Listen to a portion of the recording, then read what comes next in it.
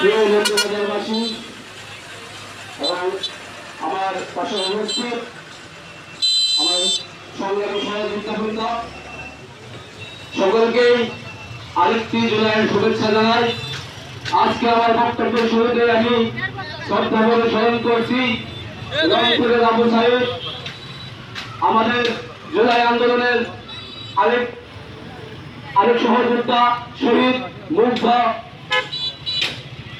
চট্টগ্রামের ওয়াসিম সহ সারা বাংলাদেশের সকল জুলাই শহীদ বৃন্দদেরকে স্মরণ করছি এবং বিশেষভাবে আমি স্মরণ করছি আমাদের শেরপুর জেলার 3 জন শহীদকে, সৌরভ, মাহমুদ এবং সবুজকে, যাদের এই আত্মত্যাগের বিনিময়ে আমরা সেই জুলাইয়ের গণ অভ্যুত্থানে আমরা সফলতা অর্জন করেছি।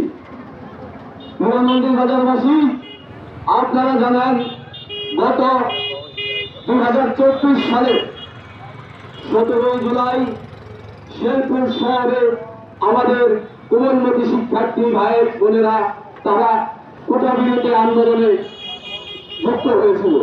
সেই আন্দোলনে তৎকালীন ফ্যাসিবাদী সরকারের বাহিনী, সন্ত্রাসী বাহিনী সেই কোমলমতি শিক্ষার্থীর উপর নির্মম অবিচার চালায়, তাদের উপরে নির্যাতন চালায়, তাদের উপরে হামলা করে শেরপুরের সেই আন্দোলনে 17 তারিখে আমাদের অনেক শিক্ষার্থী ভাই বোনেরা আহত হয়। তারই প্রেক্ষিতে 18 জুলাই আমি তখন চিন্তা করলাম যে শেরপুরে যেহেতু গেলে তাদের জীবনের একটা ঝুঁকি থেকে যায়, তো সেই ক্ষেত্রে এই নন্দীবাজার হচ্ছে শেরপুর, জামালপুরের এবং শেরপুর জেলার অন্যতম একটা অর্থনৈতিক পয়েন্ট, যে পয়েন্ট ব্লক করে দিলে তারা শেরপুর হয়ে যেতে পারে। তখন আমার চলাঞ্চলের যে ছাত্র জনতা ভাইরা ছিল তাদেরকে আমি 17 তারিখ রাতে তাদের সাথে আমি গোপনে যোগাযোগ করি এবং আহ্বান জানাই 18 তারিখ থেকে এই নন্দীবাজারে কর্মসূচি করা হবে, আর কারো শহরে যাওয়ার দরকার নাই। আপনারা জানেন তখন আমি নির্বাচনের মাঠে ছিলাম, ক্ষমতায় যাওয়ার যে রাস্তা সেই রাস্তায় আমি ছিলাম, কিন্তু সেই পথকে ছেড়ে দিয়ে আমি যখন জনতার কাতারে নেমে আসি, আমি এই সংগ্রামকে বেছে নেই, আমি ক্ষমতাকে বেছে নিয়ে যাই। আমি এই ছাত্র জনতার সাথে এই নন্দীবাজারে তুমুল এক আন্দোলন গড়ে তুলি। তার ফলশ্রুতিতে তৎকালীন সে ফ্যাসিবাদী পুলিশ বাহিনী আমাদের এই নন্দীবাজারবাসীর উপর অতর্কিত হামলা চালায়। শুধু নন্দীবাজারবাসীর উপর না, পাশাপাশি আমাদের পার্শ্ববর্তী যে ইউনিয়নগুলো আছে, যে গ্রামগুলো আছে, সেই গ্রামগুলো থেকে যে আন্দোলনকারী ভাইয়েরা আসছিল তাদের উপর নির্মূলভাবে হামলা চালায়। তো তারপরে এই নন্দীবাজারের মানুষ, এই চরাঞ্চলের মানুষকে তারা দমাতে পারে নাই। নন্দীবাজারের মানুষ সেদিন প্রমাণ করে দিয়েছে, ওই শহরে যেদিন আন্দোলন থেমে গিয়েছিল সেই আন্দোলনকে আবার গতিশীল করার জন্য নতুন করে আশা জুগিয়েছিল এই নন্দীবাজারের মানুষ। আমি সেই সব ভাইয়ের পক্ষ থেকে এলাকার মানুষের প্রতি আমি কৃতজ্ঞতা জানাই। আজও সেই সংগ্রাম শেষ হয় নাই। জুলাই আন্দোলনের পরে, সেই 24-এর আন্দোলনের পরে এখনো সেই ফ্যাসিবাদী তারা যারা উৎপেতে আছে।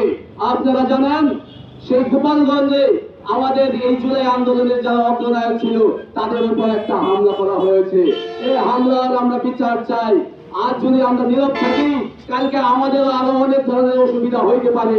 এই নন্দীবাজারের ব্যবসায়ীরা প্রায় 18 দিন 19 দিন কোনো ব্যবসা করতে পারে নাই, কোন হাট বাজার পরিচালনা করতে পারে নাই, তারা রাস্তায় আসতে পারে নাই।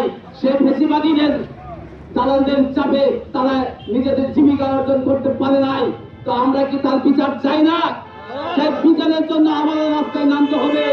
ইতিমধ্যে আপনারা অনেকেই জানেন যে মামলাগুলো হয়েছিল, এই মামলার চার্জশিটে অনেক ফ্যাসিবাদী দালালদের নাম মুছে দেওয়া হয়েছে।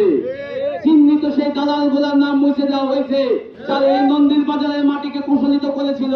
ওই সময় যারা ওই ফ্যাসিবাদী সরকারের ওই পুলিশ বাহিনী, ওই আনসার বাহিনী, ওই পিডিবি বাহিনী নিয়ে এই নন্দীবাজারের মাটিকে উচ্ছেদ করার চেষ্টা করেছিল, তাদের নাম পর্যন্ত সেই চার্জশিট থেকে মুছে দিয়েছে।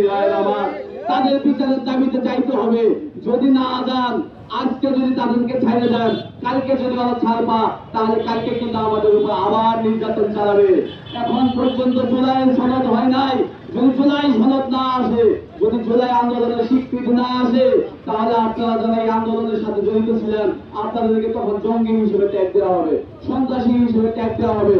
অতএব এই আন্দোলনের শেষ মুহূর্ত পর্যন্ত শেষ সময় পর্যন্ত সকলের একতাবদ্ধ থাকতে হবে।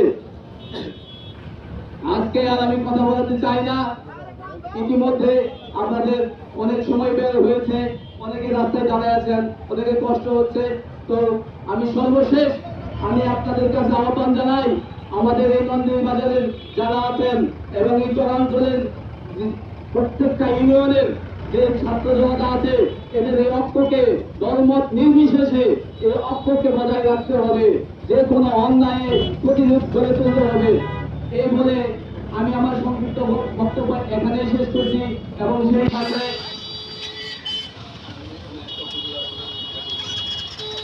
সেই সাথে আজকে এই প্রোগ্রামের শেষ মুহূর্তে আমাদের যারা শহীদ ভাই আছে এবং জুলাই আন্দোলনের নির্যাতিত যারা, তাদের জন্য একটি দোয়া আয়োজন করা হবে।